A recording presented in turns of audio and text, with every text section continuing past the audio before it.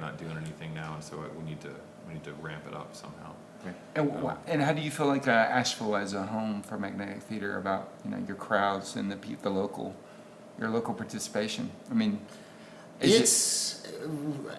when we do well and we have a good show and the word gets out there. Yeah. One of the things that we're suffering from in Asheville and why we're we were happy talking to about this. be doing this with you is, if you're listening, you know that around here, theater coverage over the last 10 years has just dropped. The main paper isn't doing it. Mountain Express doesn't do it as often.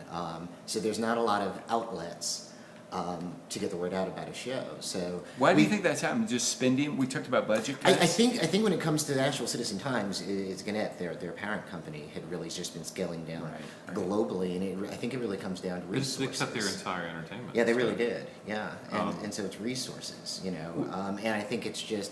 It goes to the larger issue of how the arts are just being, whether it's defunding in schools or what have you, arts just aren't important in advertising. It doesn't make money for other people, so I think we suffer a bit for that. Which is all the more tragic in Asheville because there is a vibrant theater community. Very much so. There's huge. The number. I was blown away by the number of yes. options that are available any given weekend is beautiful. The only problem I have with Asheville theater is that I don't ever get to see all the shows I want to see because we're doing other shows. Yeah. Right. I'm currently the sound and multimedia designer for Frost Nixon at NC Stage Company that opens at the same time as this. Okay. And so I don't get to see it until a weekend after this closes. So it's 3 whole weeks. It's running for 4, so I luckily go get to see my work at that point, but it's kind of crazy. Yeah. But I guess what you're seeing here, what I love about this is local artists, playwrights, local actors doing local stories. And then you have your productions like Nixon, Frost, and some of those others. They're the main ones with, I guess, ensemble pieces, I guess, if you can call it.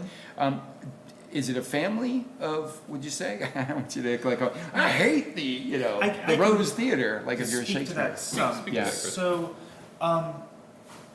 yes, everybody does know everybody, but you find that there's some people who sort of stick to one theater or another, and like there's some people that I've never even met before, but I see them on Facebook posting about, I'm in this and I'm in that, and or I've seen them on stage. or I've seen them act before or anything, but I never actually met them in person. But I mean, we all get along and we all want each other to succeed. So even though something is opening at NC Stage this weekend, I don't see that, and pretty much everybody in the community doesn't see that as like a competition. Like we're not going up against NC Stage. We want them to do just as well as we want our show to do. Do you have, so in Asia, where I've been spending most amount of time, there's guilds. So you can't pull people from other productions. Do you have that ability here, or is it all family, or is it just kind of like... Some people are company members, but... Oh, there is. There is companies. But I don't think for the most part, not in this market. Gotcha.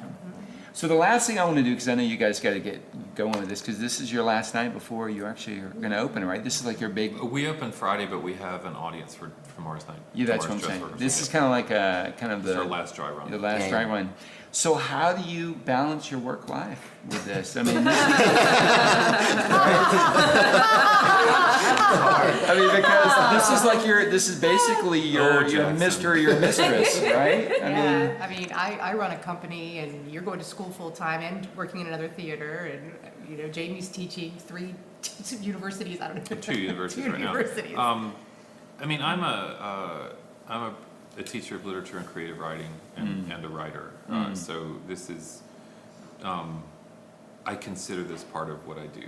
Right. So it is in addition to, I mean, I just rushed over here after a teaching class, but it's, I consider this part of who I am.